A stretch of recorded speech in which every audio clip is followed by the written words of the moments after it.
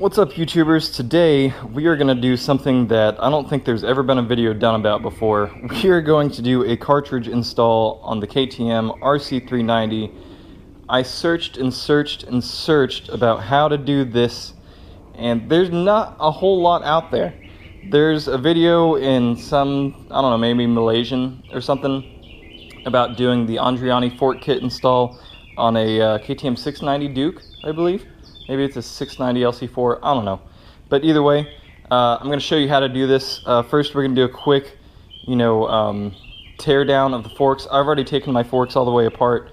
I'm going to show you what tools you need to use to do it, how to do it, and then we're going to do an install of some KTech cartridges.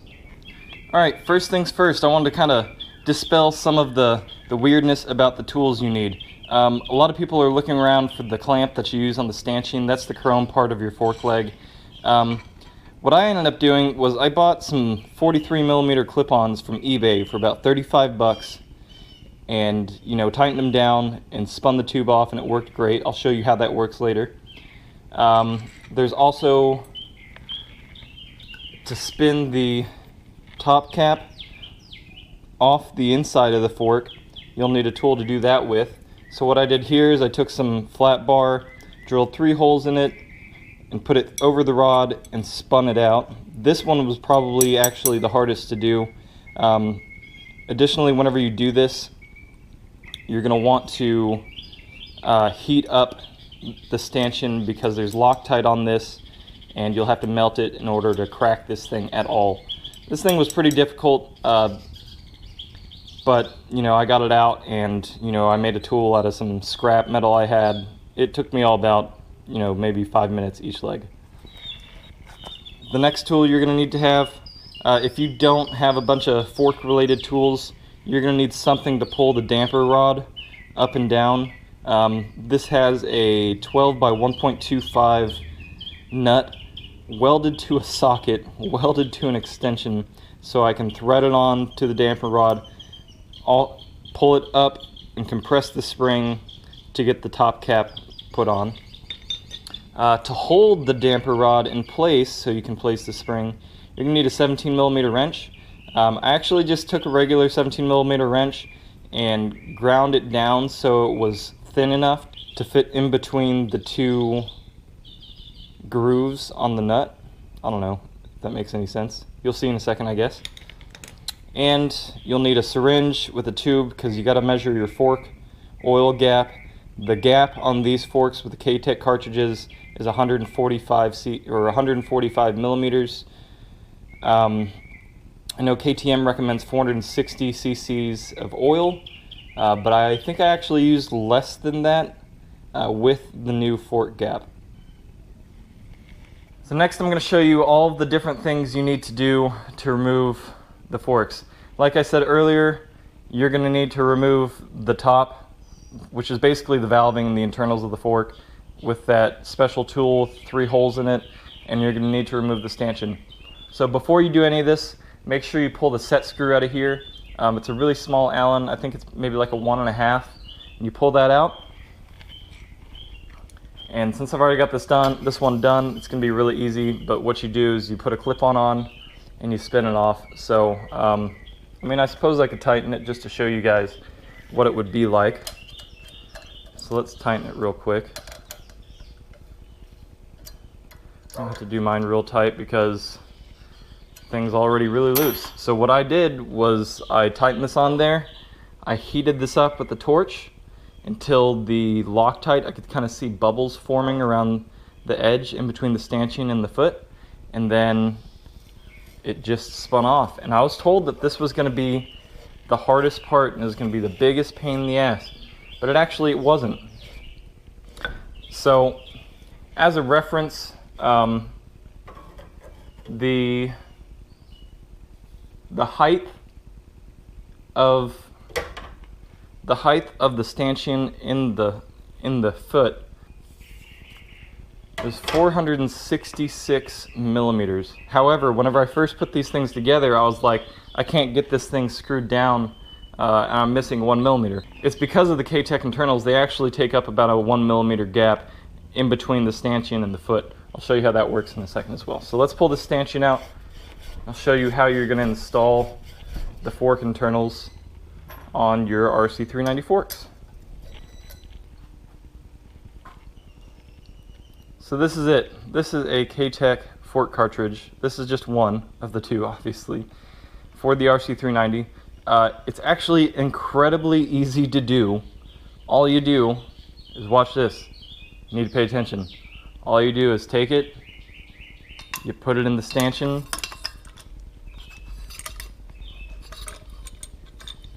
and you make sure that this goes in the tube. That's it. After you did that, you can pretty much just install it back in the foot. I didn't understand why. I guess this is why there's no instructions, is because this is just, it's ridiculous. So let's get some Loctite on here real quick, and we'll get it put back in the foot. I mean, there's really not a whole lot to say about this.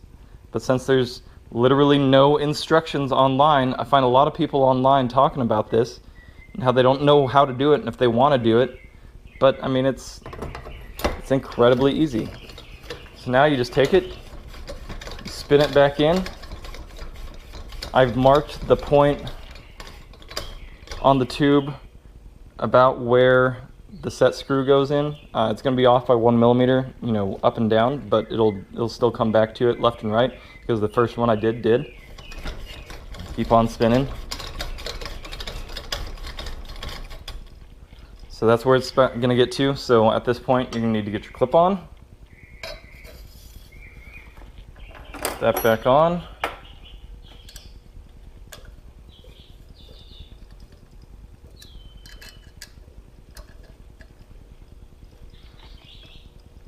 Tighten it down and give it some force, and it lines back up again. I mean, that's all there is to it. I don't know. It's really easy.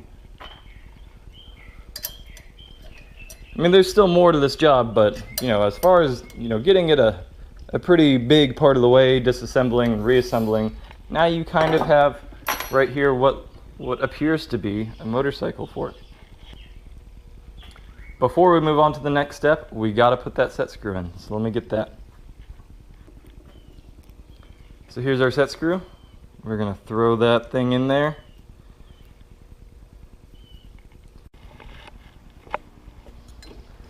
All right, so the next thing we're going to do, we're going to put our fork tube back on. It just goes right back over the stanchion like this. And that's it. Whenever we go to bleed this, there's a couple things we're going to have to do. We're going to have to pull the actual dampening rod out, and we're going to fill it with oil. I know I'm probably making this all sound just like ridiculous and easy and stuff, but you know, I had this idea that it was going to be really hard, but it just didn't turn out to be really hard. So the oil we're going to be using for this is a 5-weight oil, and what you're going to want to do is you're going to want to pour it directly into the top, and I'm going to spill a lot into the dampening tube so I don't have to bleed nearly as much as if I hadn't, because you could sit here and try and bleed air bubbles out of this thing for a while. If you pour it directly in there, it's going to fill it up. It's going to solve a lot of that for you right from the get-go. So I think I've got enough in there, so I'm going to go ahead and fill it up the rest of the way until it gets pretty close to the top. By the way, you're going to want to make sure you do this without the spring in. You fill it all the way up. Get my dampening tube a little bit more. So I still have some oil left. You'll see that'll go away pretty quickly when we start pumping this thing. So first, don't pull up on the fork tube very much, because now this thing's not locked in place and there's a hole in the side of the stanchion and it will squirt out, and it happened to me on the first one I did. So just pull it up a little bit. It looks like it's not drawn very much that way, and then start pulling up on your damping rod. And you'll see and you'll hear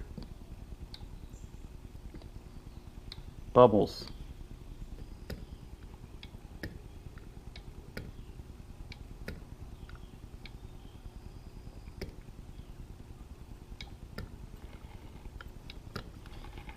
Alright, so once you get your dampening rod bled and there's no gurgle, you're going to want to measure on the actual hose 145 millimeters, and you stick that into the fork so it's flush.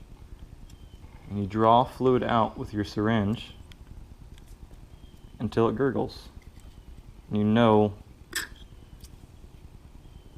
that the air gap is set.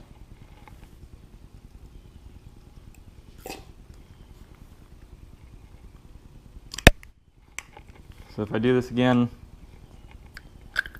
it's really not drawing any oil in.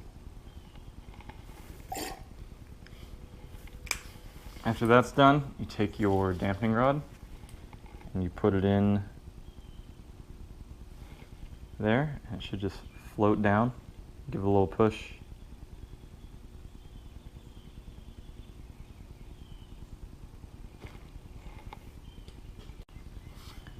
And then after that, it's all bled. Actually, I think this is now correct.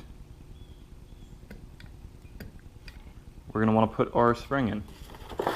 Reach into your magical box of parts. Get your spring. The other one I put in with the weight rating facing up, so that's what I'm going to do on this one. You slowly put the spring in. And then we're going to get our other special tool. We're going to use this to screw down into the dampening rod and pull it up. And this is probably the hardest part of this. You got to get this guy on there, this black top out space around there, and you got to compress the spring, pull up the rod, and put your wrench on. I might lose some of this footage because this is actually kind of difficult to do while maintaining a camera angle.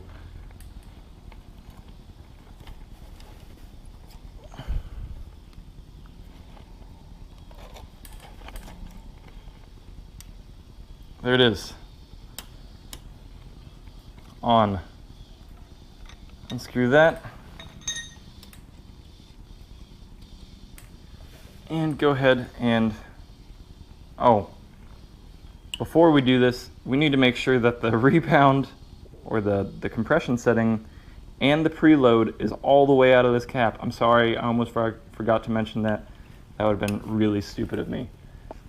So the Allen for this is a 3mm. We need to turn this thing all the way to the left. Looks like it's already there, so that's fine. And then we need to turn the preload on the top cap all the way to the left as well.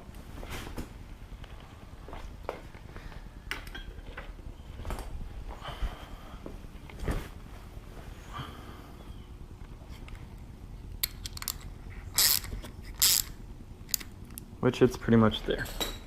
All right, now we just thread this guy in. Just gonna wanna get it started, and then we can pull the wrench off.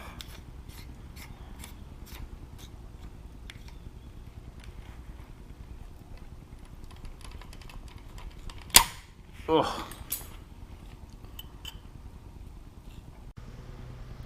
Alright guys, so unfortunately my GoPro overheated since it's like, 100 in my garage, and it shut down and I lost, the footage of, screwing on the top cap. But I just want to say, you get it on there pretty snug, you don't really go balls to the walls and tighten it, and then you're pretty much done. Your forks go back up in your triples, and you get it together. I mean, I haven't finished putting mine back together yet. See, I still have my wheel off, but I'm almost done, and I'm pretty excited to see what it feels like.